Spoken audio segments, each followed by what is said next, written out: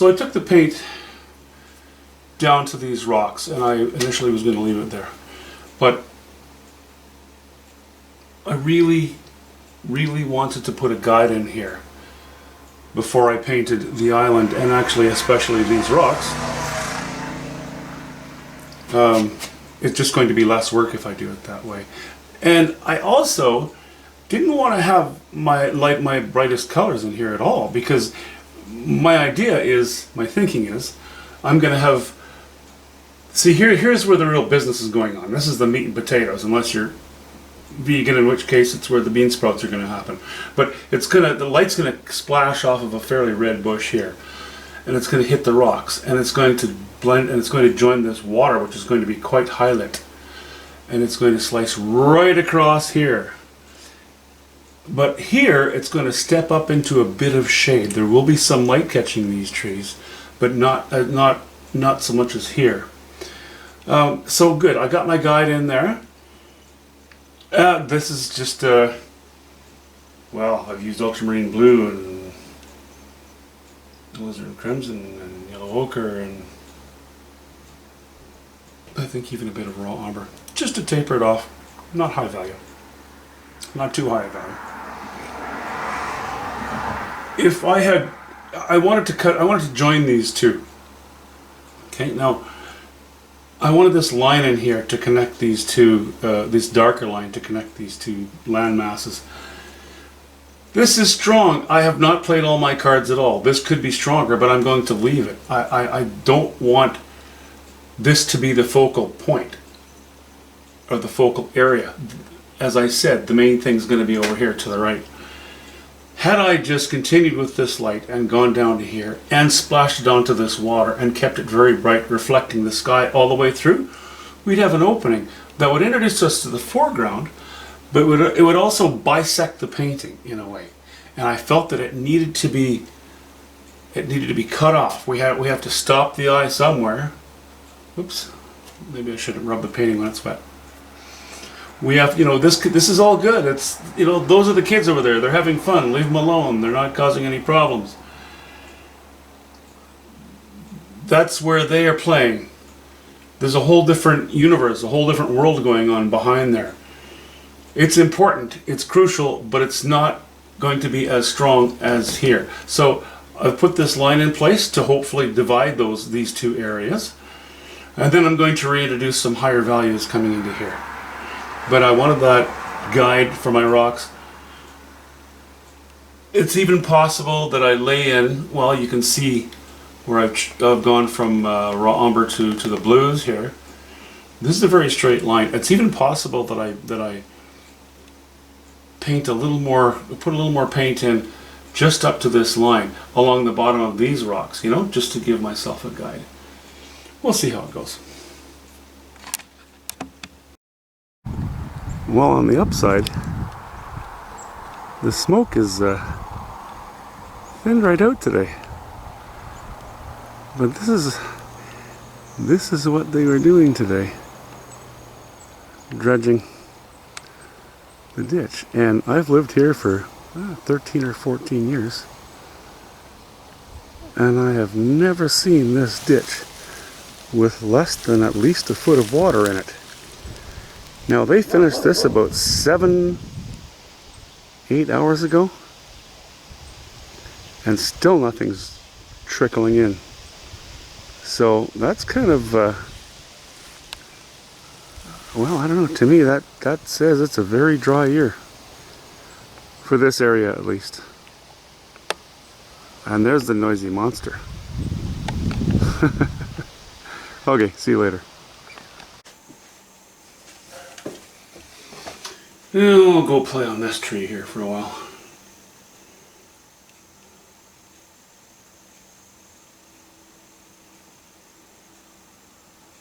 My brush is not overloaded. I've kept it fairly light.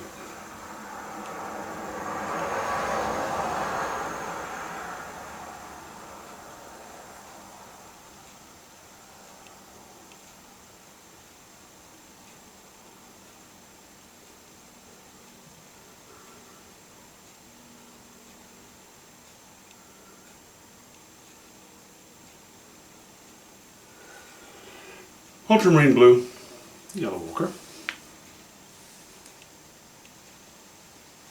It's going to be overlaid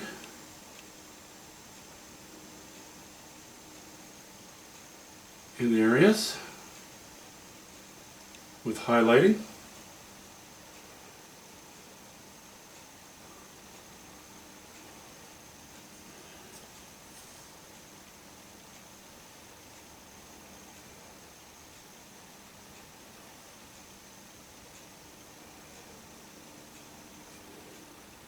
And what I'm covering right now is, well, let's just say that in the shadows I'm going to have to lower my value.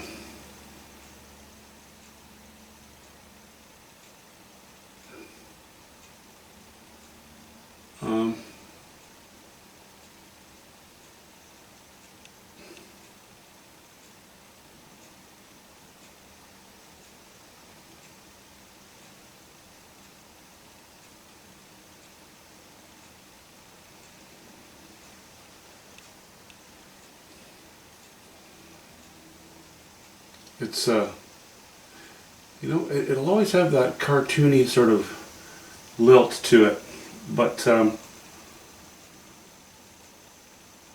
less so once I get some highlights in place.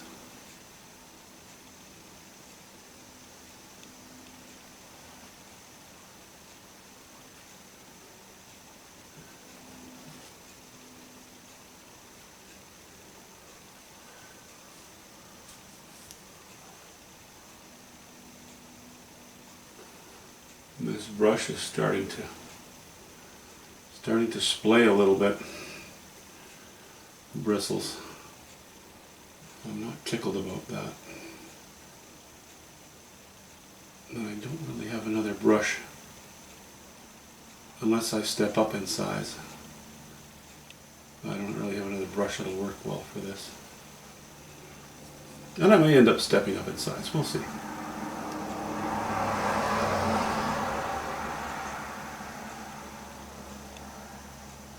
Failing that, it's a trip to the art store.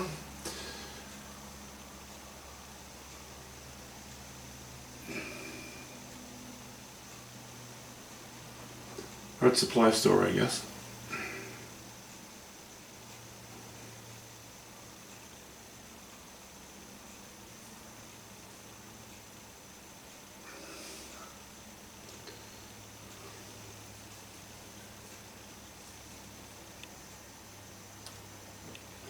I don't. I wish I had a little more Winton ultramarine blue, but I don't at the moment.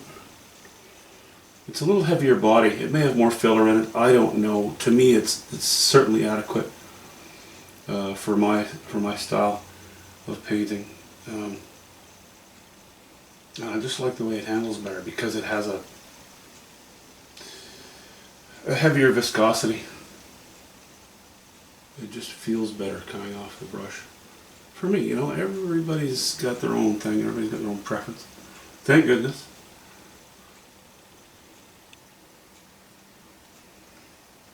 What am I doing here? I put a bunch more lines in there and I don't really like them. I'm not really fond of what I did there. So let's partly use them and partly ignore them.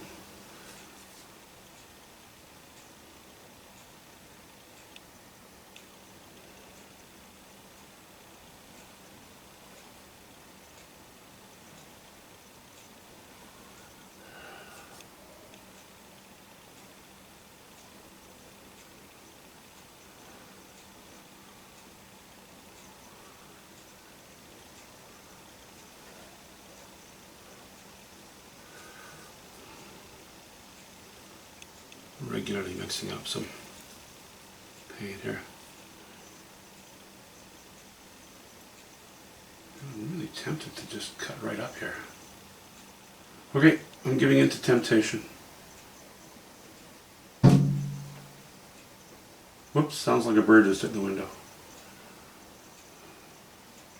It'll be fine. It wasn't a hard hit.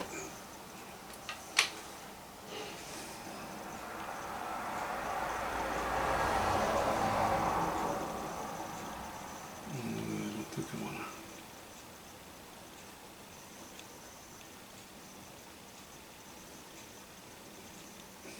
to leave that quite like that. Okay, that's good. Yeah, let's do this. Let's do this.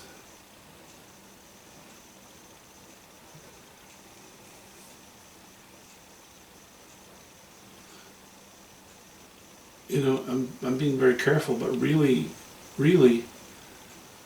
I know that most of the time when you think of blocking in the colors, you're thinking of doing this to fill in areas, right? But I'm blocking in the colors now too, trying to be a little more sensitive.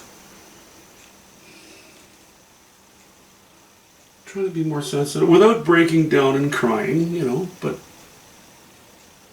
I have to be sort of aware of what's going to come in the design. I think that's in the right direction.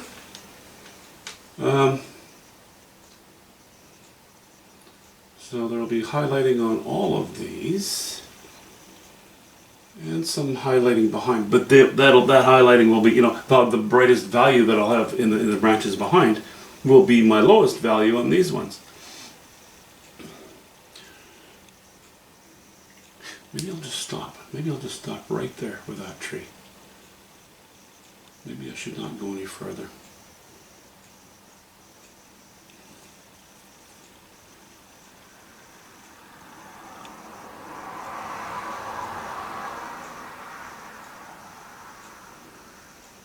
Yeah, okay.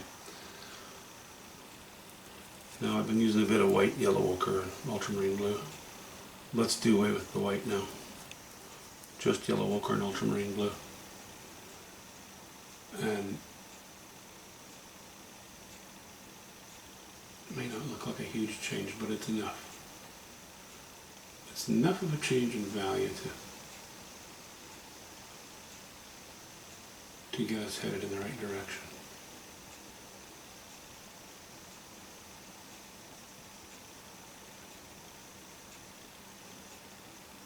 I don't want to go really dark.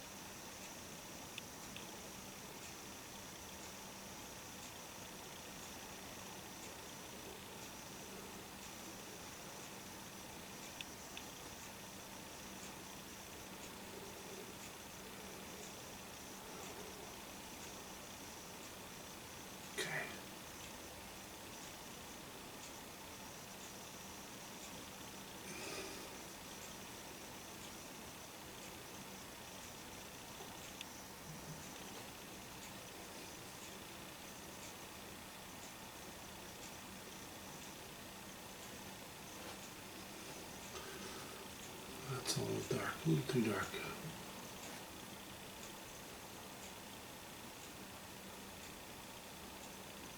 It's okay. If it needs more lightning, then I will give it more lightning. But not at the moment. Let's not forget my little spot here. Or my little spot here.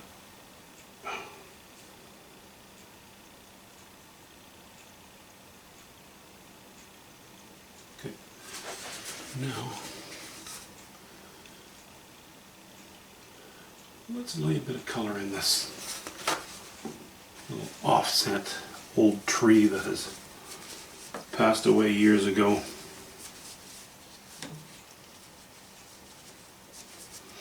And all that remains is a bit of trunk.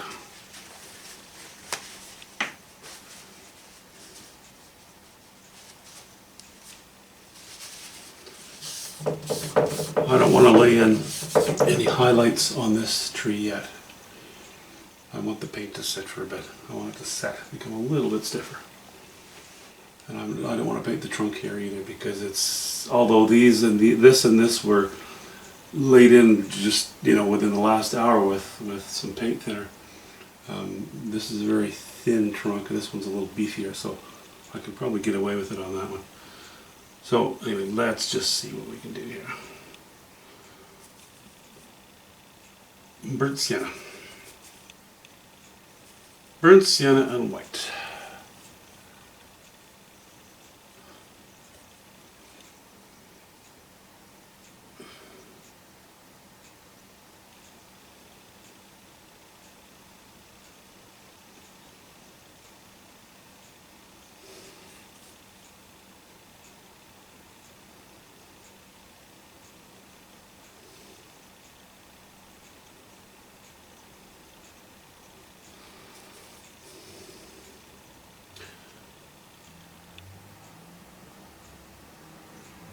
Yeah. You get into wet paint alright, that sure takes the strength away from it.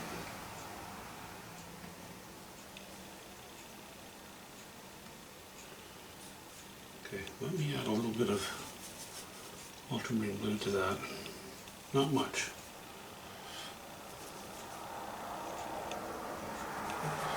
Oops, I keep grabbing too much.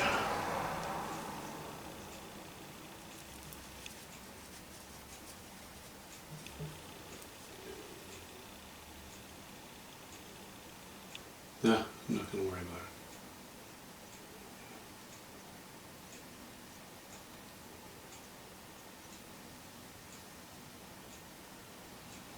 I like to have this trunk showing some interesting character.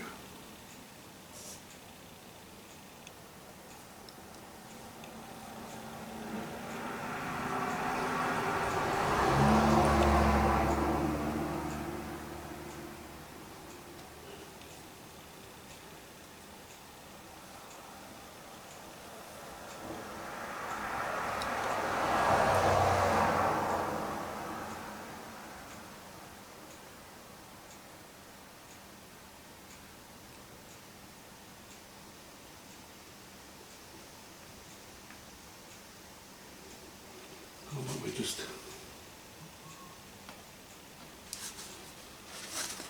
leave it at that for the moment. You know what I will do? I'm going to put a little more light on it though. A little more light, a little more strength. It might seem too light, but let's remember that there's going to be quite a bit more light here. This bush is going to be fairly red, quite red. So that will certainly compensate. Whew. That is very wet paint.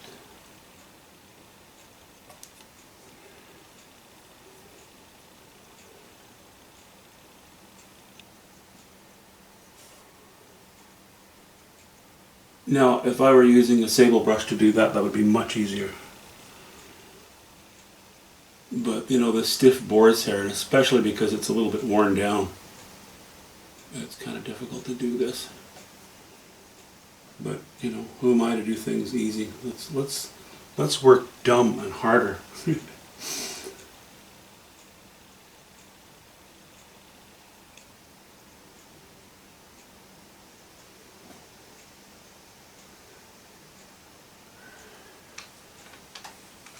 Okay, we'll leave it. I can make that pop a little more later, but I want the paint to dry before I do that. And I might just go and grab a newer brush. Yeah, I don't think I have anything that's suitable.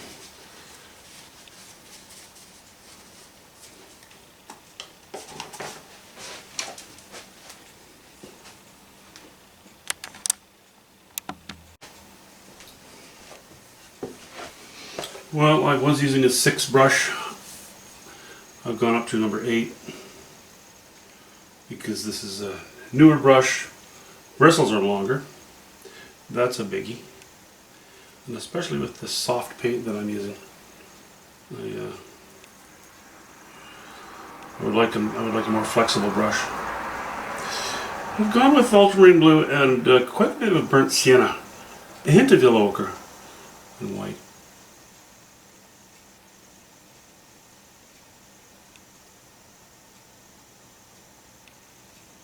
more of an army green, eh? Not quite as warm as the greens that are on this tree in the foreground.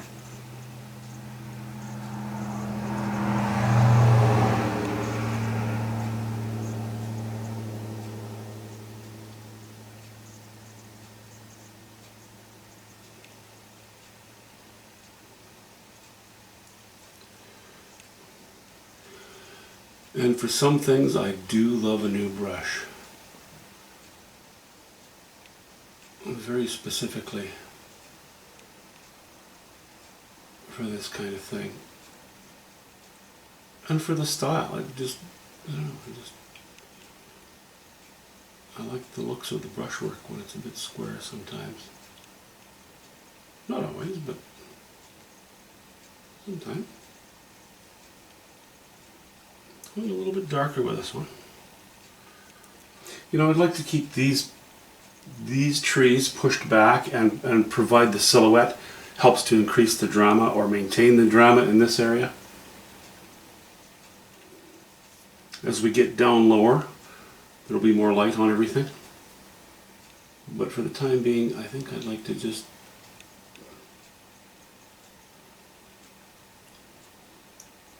use these trees for shape. Shape and silhouette.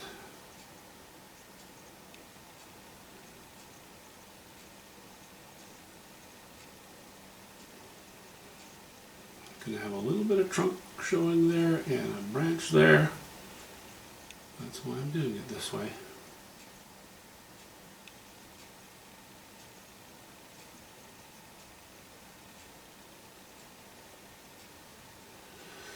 That's an undercut. We'll keep that darker. Even darker.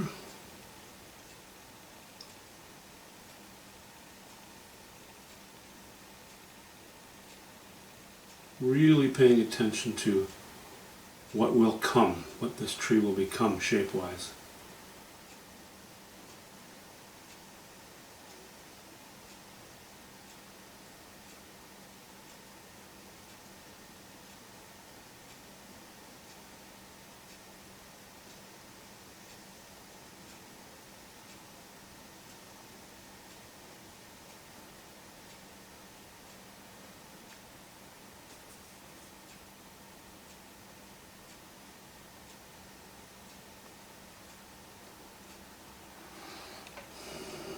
Where's our rock? Let's decide.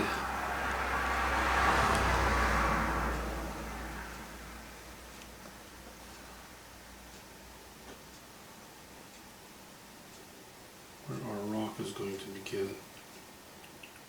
Here. Okay, so we'll start about there.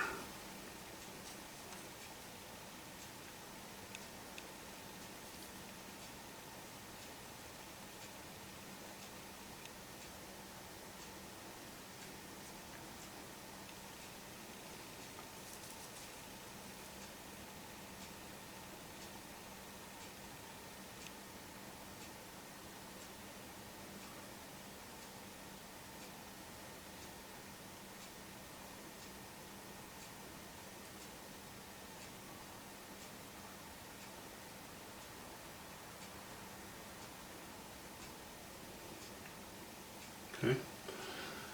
And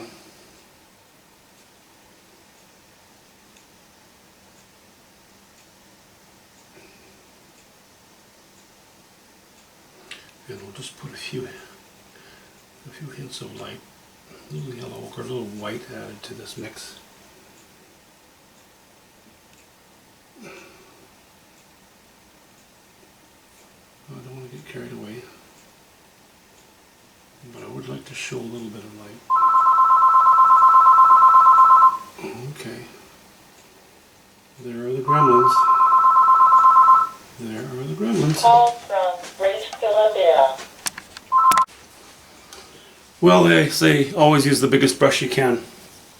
I still find it scary sometimes. But I'm very happy to be using that newer brush on here. Just a longer hair, more pliability, you know.